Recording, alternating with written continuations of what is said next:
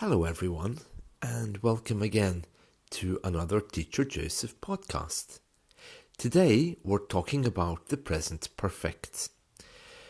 As a teacher, one of the most common questions I get asked is, what is the difference between the present perfect and the past tense? Why don't we simply use the past tense? Well, some people do.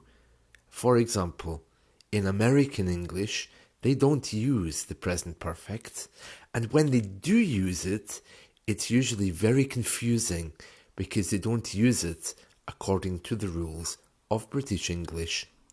They prefer the past tense, which is unfortunately a little bit more direct and a little bit colder when it talks about sensitive issues or whether actions have been completed. And it can seem a little bit rude if you don't use the present perfect. Let's begin by looking at what it actually is. Well, the present perfect is there to talk about things which happen outside of time. Let me give you an example. So, if I say, for example, that the car has been washed, or if I say the car was washed, or if I maybe say I have washed the car, for example, they all kind of sound the same, don't they? But if I say I washed the car, there isn't really any emotion in that. There's nothing there about the action. The best way to think of the past tense is like a very big library. And in that library, everything is filed in date order. So I washed the car is simply answering the question, what did you do yesterday at 3 o'clock? I washed the car. There isn't really a sense of an action except in the time that the action was being done. However, if I say I have washed the car, I'm really answering the question, what have you been doing? Or I could be answering the question, what have you done recently? I have been washing the car. In the continuous form is like any other continuous tense. It's about something that maybe I've just done in the past, something I'm continuing to do, and something that perhaps is ongoing. I have been washing the car. For example, I have been washing the car for 3 hours yet, and it's still not finished. But I have washed the car is answering the question, has the car been washed? Also, has the car been washed? Yes, I have washed the car. So in this case, there is no doubt and no mention of any time. Okay, so when we think of time, the past tense is used because time is important. It's like when you're at work and your boss says maybe, where were you yesterday? You can say, I was sick. Your boss really doesn't care whether you were sick or not. He might ask you a few questions about it, but he wants to know to log it on his system, put it on his Excel spreadsheet, all about yesterday and why you weren't there. That's all past tense stuff. If your mother asks you, however, where were you yesterday, then you know to talk about time isn't really going to help very much because she wants to know exactly how you have been feeling. So, for example, if your mother says, where were you yesterday? If you say, oh, I was sick, you know it's going to lead into a conversation about the sickness itself, how you're feeling now, why perhaps you were sick, but the conversation isn't going to be about time. The same as if you go to the doctor, it's all about how have you been, and also what's been happening. So again, they're more concerned about the actions taking place in your body than they are about simply where were you. The present perfect and time don't go together very well. Okay, so you can talk about duration. For example, I have worked for this company for 3 years, but you can't say I have worked for this company from 6th of March 1992. You can speak generally. You could say I've worked here since 1992, but you can't really go into specifics of time. If you want to do that, then use the past tense.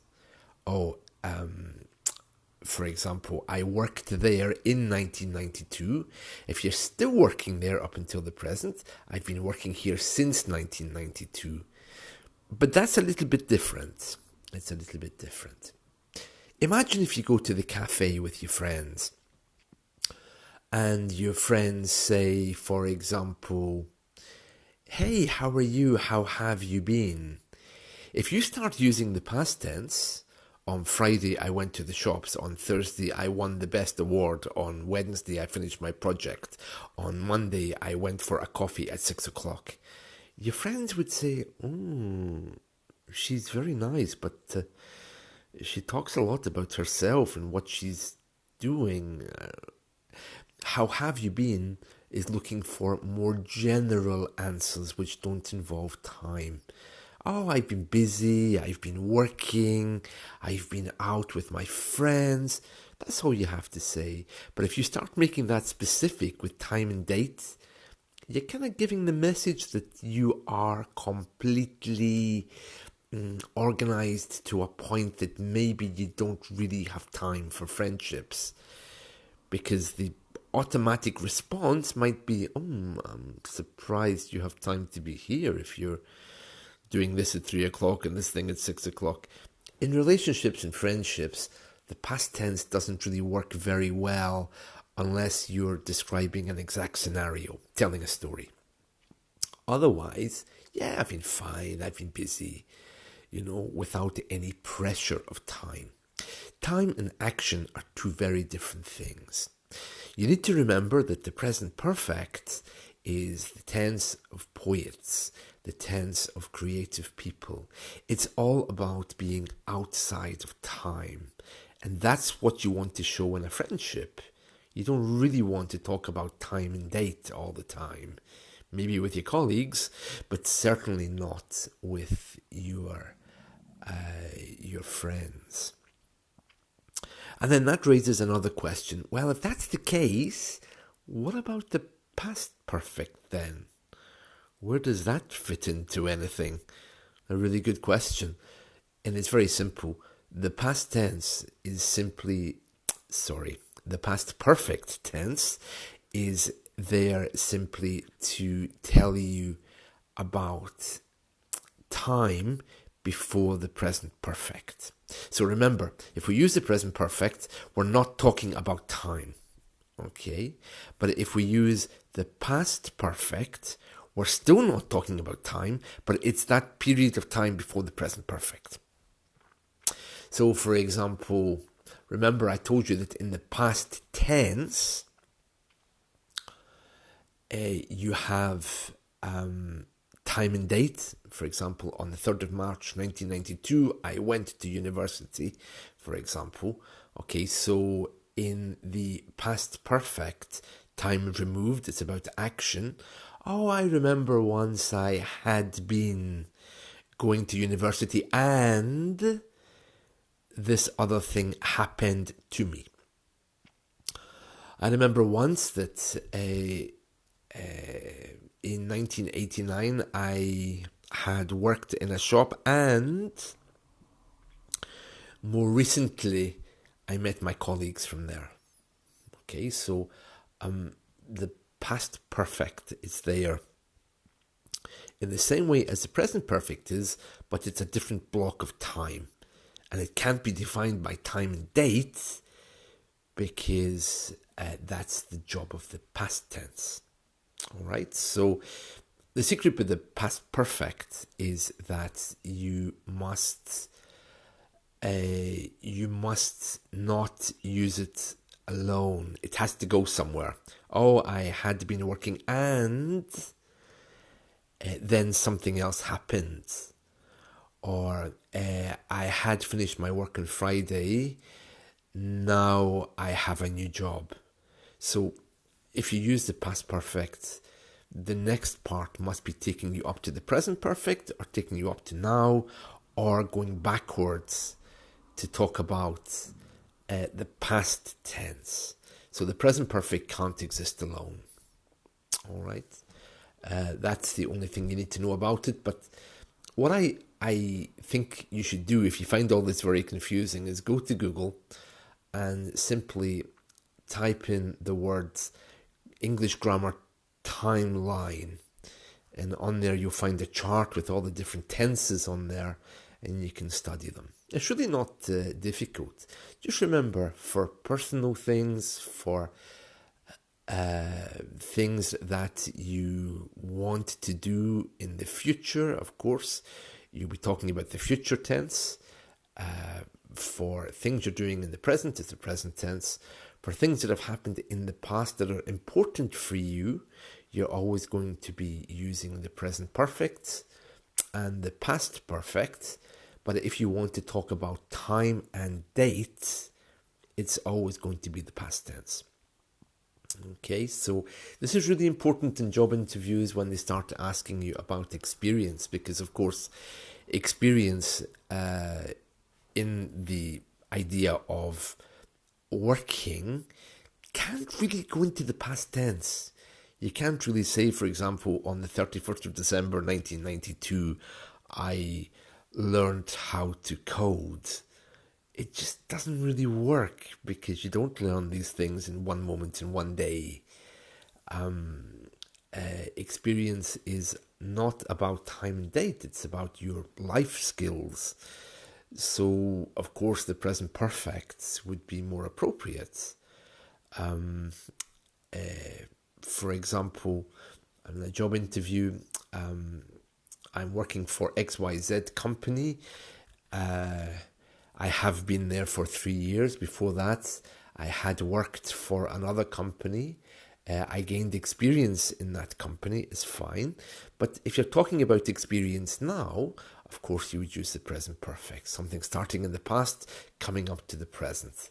And in your personal life, friendships, love, poetry, you use the present perfect.